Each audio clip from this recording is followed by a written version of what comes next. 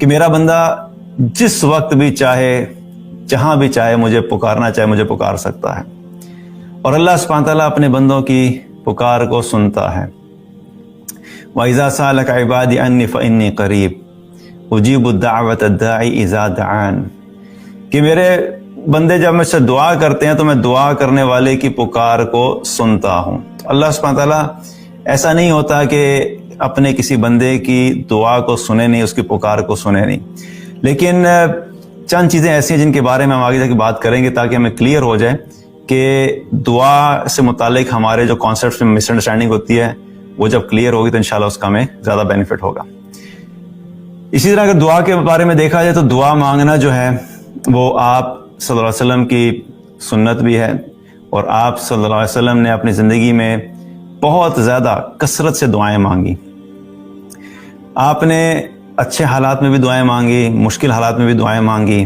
دن میں بھی دعائیں مانگی، حج کے موقع پہ بھی دعا مانگی، سواری کے اوپر بیٹھے ہوئے دعائیں مانگی، رات کو اللہ کے سامنے قیام کرتے ہوئے دعائیں مانگی، عام حالات میں چلتے ہوئے دعائیں مانگی، جب غزوات ہو رہے تھے دشمن کا سامنا ہو رہا تھا اس سے پہلے دعائیں مانگی۔ آپ صلی اللہ علیہ وسلم کی زندگی میں دعا جو تھی وہ بہت اہم تھی، اور آپ کی سنت بھی ہے، اور وہ طریقہ ہم نے وہاں سے سیکھا کہ ہمیں ہر حال میں اللہ سبحانہ تعالیٰ سے دعائیں مانگتے رہنا چاہیے۔ حالانکہ اگر دیکھا جائے تو رسول اللہ صلی اللہ علیہ وسلم کے ساتھ تو اللہ سبحانہ تعالیٰ کی براہ راست ڈائریکٹ مدد تھی، اور جب مدد کنفرم تھی تو ہم اپنے ذہن سے اگر سوچیں تو دعا مانگی جائے نہ مانگی جائے تو اللہ تعالیٰ کی طرف سے آلریڈی کمٹمنٹ ہے کہ ہر معاملے میں مدد ہے، لیکن اس کے باوجود جو آپ صلی اللہ علیہ وسلم کثرت سے دعائیں مانگتے تھے اس کا ایک مقصد یہ تھا کہ ہم تک وہ پیغام پہنچے کہ ہم نے کثرت سے اللہ سبحانہ تعالیٰ کے سامنے چاہے وہ دعا مانگنی ہے، اپنی عاجزی کا اظہار کرنا ہے، اپنی بے بسی کا اظہار کرنا ہے، اللہ کی عظمت اور بڑائی کا اقرار کرنا ہے، تاکہ اس طریقے سے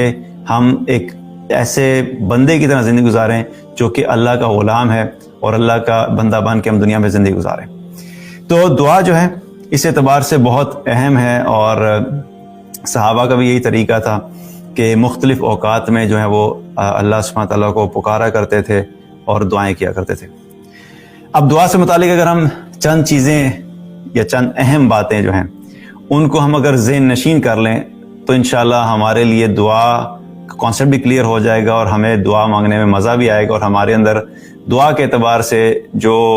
کبھی کبھی لوگوں میں مایوسی ہوتی ہے یا ایسی کیفیت ہوتی ہے کہ انہیں لگتا ہے کہ ہماری دعائیں قبول نہیں ہوتی، تو وہ بھی انشاءاللہ تعالیٰ بہتر ہو جائے گا۔ پہلی چیز کیا ہے جو ہمیں ذہن میں رکھنی چاہیے دعا مانگنے سے متعلق، وہ یہ ہے کہ یاد رکھیں کہ دعا کبھی بھی ضائع نہیں ہوتی۔ حدیث میں آتا ہے نبی صلی اللہ علیہ وسلم نے فرمایا کہ جب بھی کوئی مسلمان دعا کرتا ہے جس میں نافرمانی اور قطع رحمی نہ ہو تو اللہ سبحانہ تعالیٰ اس کی دعا کے نتیجے میں اسے 3 میں سے کوئی ایک چیز عطا کر دیتا ہے۔ پہلی چیز کیا ہے کہ اللہ سبحانہ تعالیٰ جلد ہی اس کو وہ عطا کر دے دنیا میں ہی جو وہ مانگ رہا ہے۔ دوسرا، اللہ سبحانہ تعالیٰ اس کی اس دعا کو آخرت میں ذخیرہ کر دیتا ہے۔ اور تیسرا، اللہ سبحانہ تعالیٰ اس کی اس دعا کے برابر کوئی آنے والی مصیبت جو ہے وہ اس سے ہٹا دیتا ہے۔ اب یہ 3 فارمز میں ہمارے پاس دعا کا رسپانس آ رہا ہے۔ تو ایک چیز تو پہلے میں کلیئر ہو گئی کہ جس طرح ہمارا دنیا کا کانسیپٹ ہوتا ہے نا کہ ان پٹ ورسز آؤٹ پٹ، کہ اگر کوئی ان پٹ آپ دیں گے تو کچھ نہ کچھ آؤٹ پٹ ضرور آئے گا، لیکن اگر کوئی انسان یہ سوچے کہ میں ان پٹ دیے جا رہا ہوں لیکن مجھے کوئی آؤٹ پٹ نہیں آ رہا، تو نیچرلی انسان کے اندر ایک جو ہے وہ تھوڑا سا ڈی موٹیویٹ ہو جاتا ہے، ڈسکریج ہو جاتا ہے، اس کے اندر مایوسی آنا شروع ہو جاتی ہے۔ اسی لیے اللہ سبحانہ تعالیٰ نے ایک چیز ہمیں کلیئر کر دی کہ دیکھو تم جو دعا مانگتے ہو پہلے تم اپنے ذہن کو کلیئر رکھو کہ تمہاری کوئی دعا بھی ضائع نہیں ہوتی، تمہاری ہر دعا کے بدلے میں کہیں نہ کہیں کچھ نہ کچھ ایکٹیویٹی چل رہی ہوتی ہے۔ تم نے اللہ سے دعا کی، تم نے دعا مانگی کہ یا اللہ مجھے فلاں جاب دے دے، اب عین ممکن ہے کہ اللہ سبحانہ تعالیٰ تمہیں وہی جاب دے دے جو تم مانگ رہے تھے، تو تمہاری دعا کی قبولیت کی شکل کیا ہوئی کہ جو تم نے مانگا اللہ نے دنیا میں تمہیں وہ عطا کر دیا۔ ہو سکتا ہے کہ دعا مانگی یا اللہ مجھے جاب دے دے، جاب نہیں لگی، لیکن اس کے بدلے میں اللہ سبحانہ تعالیٰ نے یہ بہتر سمجھا تھا کہ تمہارے لیے اس وقت زیادہ بہتر یہ ہے کہ تمہاری دنیا سے کے مقابلے میں تمہاری آخرت کی نیکیاں کم ہیں، تمہارے لیے آخرت کا ذخیرہ امپورٹنٹ ہے. تو یہ ڈیسیژن اللہ کرتا ہے کہ ٹھیک ہے میرے اس بندے کے لیے اس کو میں دنیا میں نہیں دے رہا، کیونکہ اگر دنیا میں اس کو دے دیا تو ہو سکتا ہے کہ اس کو دنیاوی کوئی فائدہ تو مل جائے تھوڑی دیر کے لیے جو یہ چاہ رہا ہے، لیکن یہ آخرت میں ناکام ہو جائے گا. تو بہتر یہ ہے کہ میں اس کے لیے یہ اٹھا کے دعا اس کے لیے آخرت میں ذخیرہ کر دوں. اور تیسری فارم کیا ہے کہ اگر دعا مانگی تھی اور جو چیز مانگی وہ نہیں ملی تو عین ممکن ہے کہ تمہارے اوپر کوئی مصیبت آنے والی تھی، اللہ سبحانہ تعالیٰ نے آنے والی اس مصیبت کو تم سے ٹال دیا. مثال کے طور پہ کوئی شخص اگر نکلتا ہے اور ڈرائیو کرتا ہے، اپنی گاڑی میں جا رہا ہے، اچانک کسی ہائی وے کے اوپر کیا ہوتا ہے، آگے دیکھیں ایکسیڈنٹ ہوئے ہوئے ہیں. اب وہ بریک لگاتا ہے اور بڑی مشکل سے وہ ایکسیڈنٹ سے بچ جاتا ہے. اب وہ جب ایکسیڈنٹ سے بچ جاتا ہے تو عین ممکن ہے کہ جو تم اللہ سے دعا کر رہے تھے کہ اللہ مجھے جاب دے دے، تو اللہ نے وہ جاب تو تمہیں نہیں دی لیکن تمہیں اس ایکسیڈنٹ سے بچا لیا جو کہ تمہارے لیے ایک زیادہ بڑی مصیبت ہو سکتی تھی. تو یہ اللہ سبحانہ تعالیٰ کا فیصلہ ہوتا ہے کہ اپنے بندے کو کس جگہ پہ کس طریقے سے اس کی دعا کا جو جواب دینا ہے. یہ ایسے ہی ہے کہ ہر حال یہ ایسی انویسٹمنٹ ہے کہ جس میں کوئی نقصان کا چانس ہی نہیں ہے، 100% گارنٹیڈ پروفٹ ہے، کوئی لاس کا چانس نہیں ہے. تو اس لیے بس صرف فرق کیا ہوتا ہے کہ جیسے کوئی والد جو تھوڑا اپنے بچوں کے ساتھ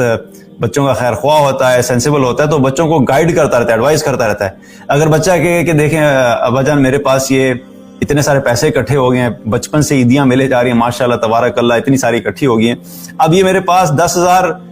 درہم ہے یا 1,00,000 روپے اکٹھا ہو گیا، آپ مجھے بتائیں کہ میں اس 1,00,000 روپے کا کیا کروں.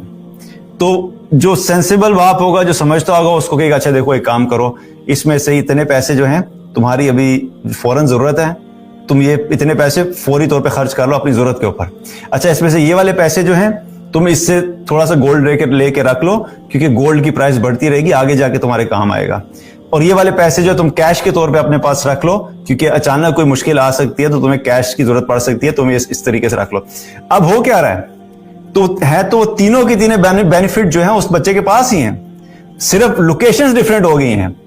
رسک ڈائیورسیفائی ہو گیا ہے. تو اللہ سبحانہ تعالیٰ اپنے بندوں کا ماؤں سے بھی زیادہ خیر خواہ ہے، تو اپنے بندے کی کسی دعا کو بھی ضائع نہیں کرتا. بس پھر یہ دیکھتے کہ میرے بندے نے جو مجھ سے مانگا ہے اس وقت اس کو یہ دینا زیادہ بہتر ہے یا اس کو کسی مصیبت سے بچانا زیادہ بہتر ہے، یا اس کو آنے والے دنوں میں جو آخرت میں اس کی نیکیاں کم ہو جانی ہیں تو بہتر یہ ہے کہ اس کی نیکیوں میں اس کا ذخیرہ کر دو. دنیا میں تھوڑی تنگی ہو جائے گی اس کو، لیکن دنیا کی تنگی ختم ہو جائے گی جب یہ آخرت میں جا کے اپنی نیکیوں کا، اپنی دعاؤں کا ذخیرہ دیکھے گا نیکیوں کی فارم میں. تو یقین جانیے واللہ ہم میں سے ہر انسان کی یہ خواہش ہوگی کاش کہ اللہ سبحانہ تعالیٰ دنیا میں میری کسی دعا کو بھی قبول نہ کرتا، یا میری کسی دعا کا بھی جو مجھے چاہیے تھا دنیا میں وہ مجھے دنیا میں کچھ بھی عطا نہ کرتا، سب کا سب میرے لیے آخرت میں ذخیرہ کر دیتا.